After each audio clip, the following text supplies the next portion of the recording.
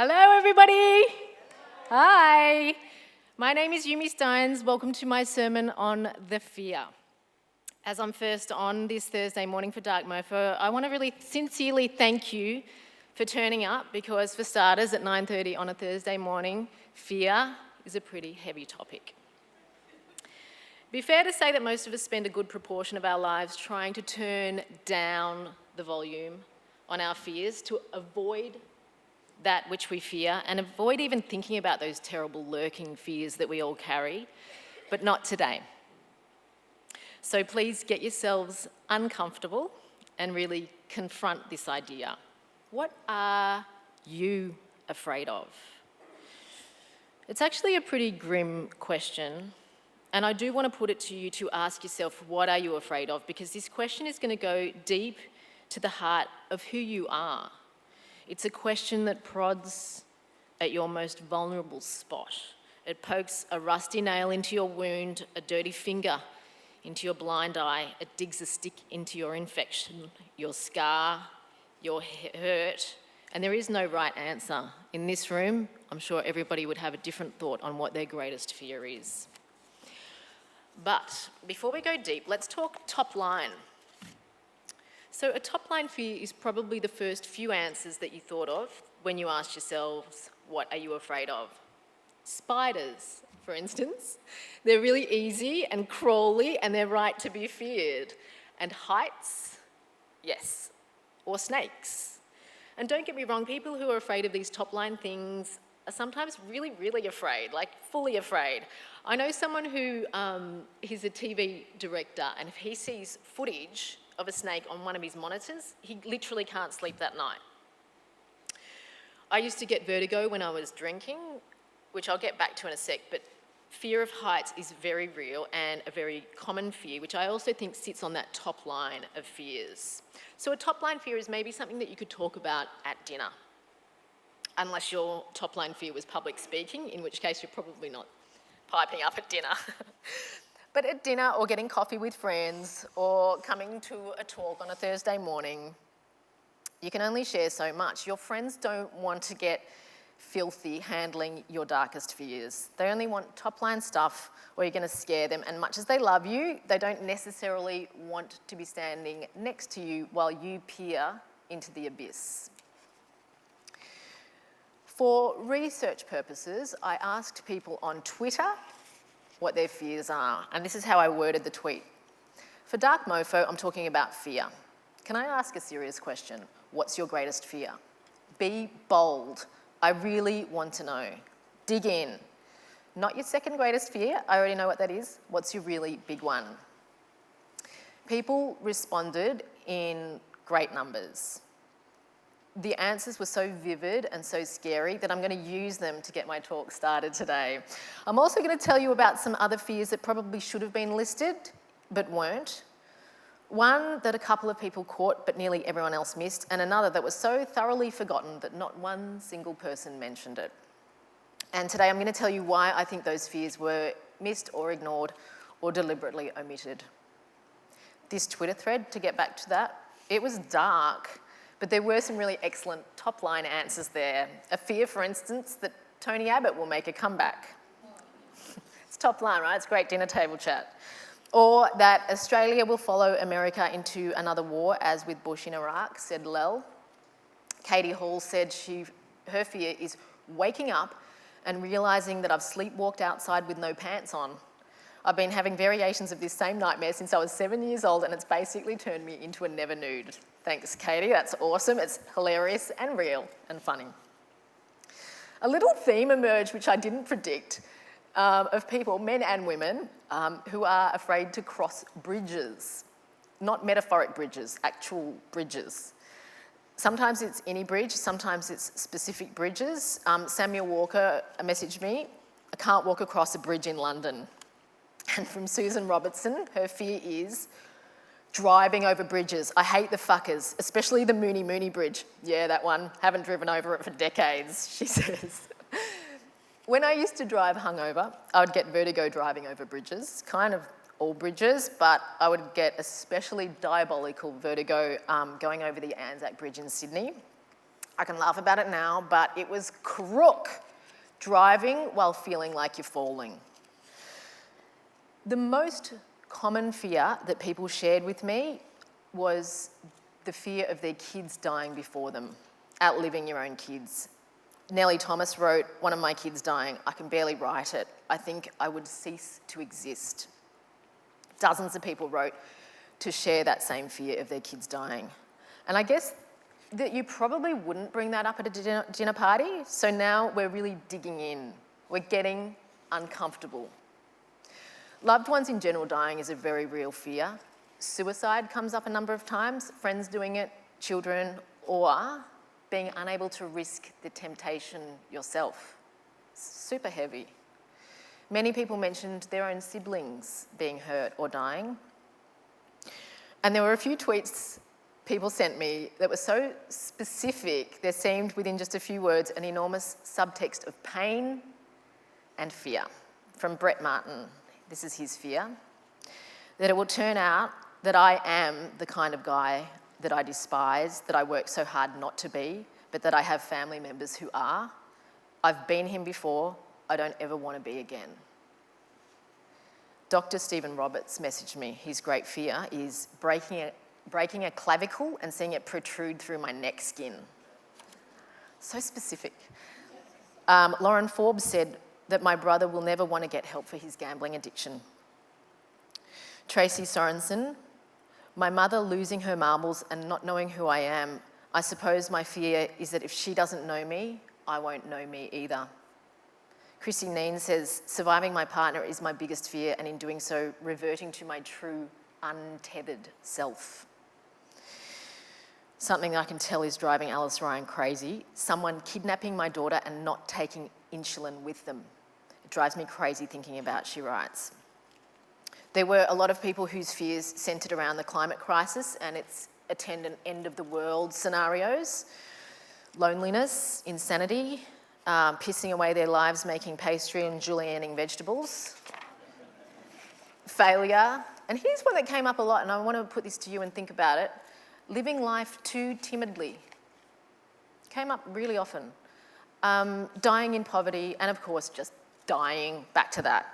Said Anna Spargo Ryan, dying. My dad dying. Me dying because my dad dies. My kids dying. I guess basically anybody dying. That's her fear. And Ms. Stevenson said, do you think most mums are desperately hoping they don't die before their kids get to 18, or is it just me? Samuel Leighton Dorr made me laugh a bit with this one. I've never been scared of dying myself. I'm already a bit tired, he says. But the thought of my parents dying or having a debilitating stroke like my grandma did fills me with dread. Okay, so like I said, we've got top line fears and we've got bottom line fears, but here's where we get to a couple of major things that I think are missing. Any ideas what's missing? Anyone want to shout something out? I host a podcast. It's called Ladies, We Need to Talk. And I think one of the reasons the podcast has been so popular is because we talk directly to a fear, and that fear is the fear women have of our own bodies.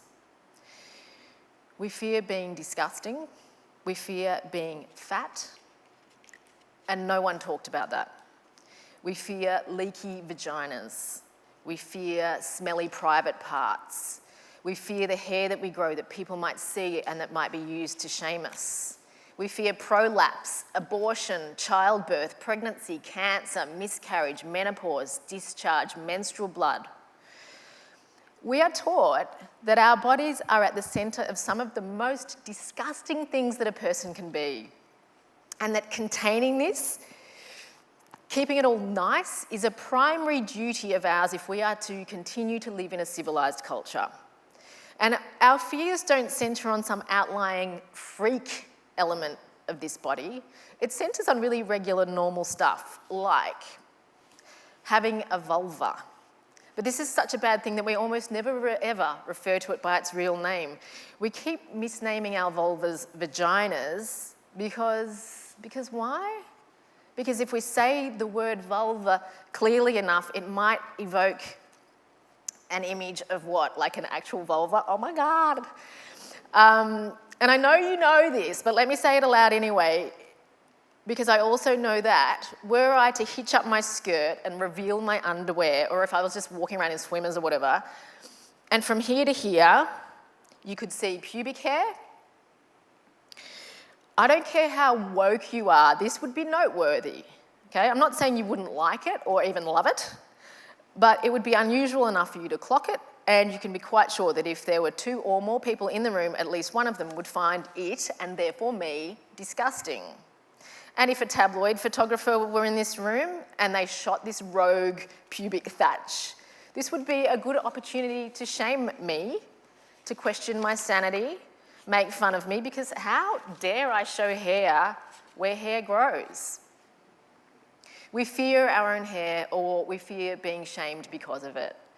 And I think you'd be hard-pressed to find an adult woman who hasn't nursed a fear of leaking menstrual blood onto her clothes or her chair in public.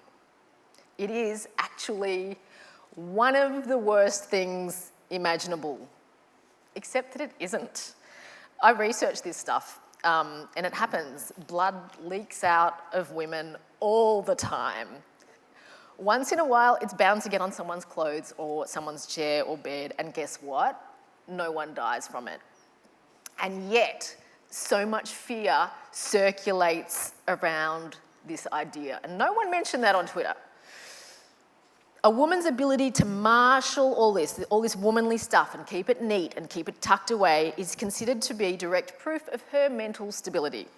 And I think women, we fear being busted. I mean, what would happen if we all just stopped caring? Did anyone here see the footage of the girl who ran the London Marathon while she was on her period?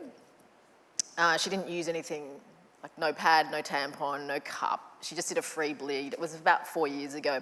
Her name was Kieran Gandhi, and she did something revolutionary. I suggest you look her up. You can see photos of her running toward a very common fear that women have, and she's smiling. So when I was asking people about fear, why didn't women's bodies come up at all? Why didn't any of this body stuff, the goo, the hair, the discharge, get a mention? I mean, seriously, hundreds of thousands of people download the podcast, and I know women fear this stuff. So I have some suspicions.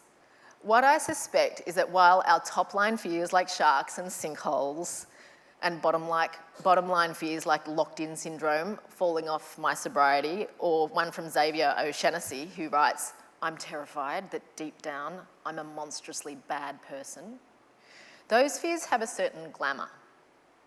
The fears we have around our bodies are so mundane, so everyday, that we wear that fear just like we wear our daily deodorant, unthinkingly and dutifully. We fear being judged, for instance, for having fat thighs, and this fear is enough to motivate some of us to exercise and measure what we eat and second-guess how we dress. And I know this does not apply to everyone in the room, but I'm sure many can relate.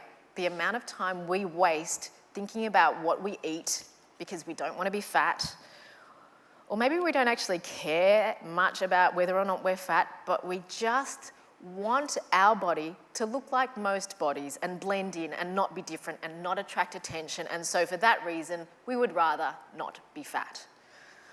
Fearing what we look like or what we could look like, this fear is so common and so mundane that we wear it like skin. The other fear I wanted to get to was actually mentioned on Twitter when I put that call out. 2 people mentioned it. They were both women. Says Nat, "I'm deadly afraid that my daughter will be raped or murdered in a world where the statistics are against her." And says Joe's Edge, her fear, "Someone driving up my driveway to rape me." Last year, I fronted a documentary on SBS called "Is Australia Sexist?" And if you didn't see the doco, guess what the answer is? One of the things we talked about in the documentary was catcalling. It's when people shout at you on the streets. And what this means to the people doing it, and what it means to the people on the receiving end. And I think there was a moment of clarity that we achieved in the documentary, that moment when the light bulb came on. We were interviewing a girl called Tyler about how she feels when she gets catcalled on the street, and she said, "I don't like it. It makes me feel unsafe." They're basically saying when they do that, that there's a possibility of rape. And I was like, yes. She said what I've always thought. When you get catcalled, they're saying they consider you rapeable. They're not saying, "I'm going to rape you," but in the message of that catcall, the men are saying that their unsolicited attention may have unsolicited physical follow-through. Because you never know, do you? You just actually never know. The catcall is an impolite reminder that that guy considers you fuckable. Now, the one that tries to rape you is probably not the same one that catcalls you, but there's a queue of them. Never quite knowing is why women have this fear that is quiet and slow burning and so present in almost every waking hour of our lives that we don't even bother to mention it. It's vigilance, it's constant, and it's tiring. And we don't even want to say it. Can anybody hear that that's coming through my monitor? You can really get the clear. Yeah, you can hear that. Can I just tell the soundy that the second mic is on and it's feeding out through here? It's very, very distracting. A lot of us don't even want to say the word rape because, like vulva, it evokes it. I fear rape just like I fear drinking again. I don't want either to happen to me. To finish, I want to read you a Facebook post from a woman called Lauren Dimov. She posted it about a week ago. It's called "Weekends for a Single 19-Year-Old Female in Melbourne."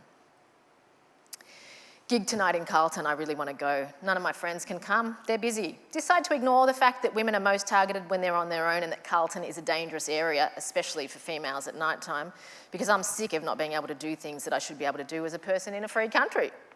Go to the gig by myself, buy myself a drink. Watch super carefully that nobody spiked it, even the bartender. Guy comes up to me, starts hitting on me. I'm nervous, but I try to be polite. On the inside, I'm hyper aware of how dangerously this situation could turn out. He asks my name. I tell him, "Lauren." Shit, I forgot to lie. I lie about where I go to university though and where I hang out. He offers to buy me a drink because I've finished mine. I say no, but he does anyway. I pretend to drink it. Gig starts and I weasel out from his grip. My friends up the front gotta go. Start dancing, let my guard down a bit. Start enjoying what I came here for. It's a nice time. Dude comes up behind me, grabs my waist and starts dry humping me. I panic, shoot him a death stare and move to the other side of the stage. Better not to aggravate him too much then, God knows what he could do. I want to buy another drink and get wasted, but I'm scared to put myself in an even more vulnerable position. Make friends in the mosh, he seems nice enough. Doesn't look like he has bad intentions, just wants to dance with me.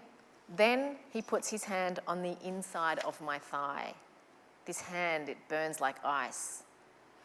Awkwardly laugh and go to the bathrooms, lock myself in a cubicle, decide I've had enough and I'm gonna go home. Don't have much money, public transport would be ideal. However, what if any of those guys followed me to the tram stop and tried to go home with me or kidnap me? What would I do? Decide to call Uber. It's $30 peak surcharge, nice. Get in the Uber, sigh of relief, off to the safe parameters of my room. Uber starts talking to me. "Where you from, girl?" Politely chat to pass time. "A good-looking lady like yourself, any boy would go crazy for you. Do you have a boyfriend?" I'm shocked, I'm silent. "The place you're going to tonight, are you going to be there alone?" he asks. Holding back tears, I blurt out, "No, my entire family is there, including my 2 bodybuilder brothers and massive pit bulls, thanks for the ride, bye." I walk to the neighbour's house instead and wait there until he leaves. It takes a while, I'm crying. I open the door, nobody greets me because I'm home alone, just my guard cat and I. I struggle to fall asleep, decide to never go to a gig alone again. Just on that, the comments from men were all, "You should learn martial arts." Thanks for listening. My name's Yumi Stynes. I really appreciate you turning up this morning. I'll be signing books, taking photos in the lobby for the next half hour. Thank you.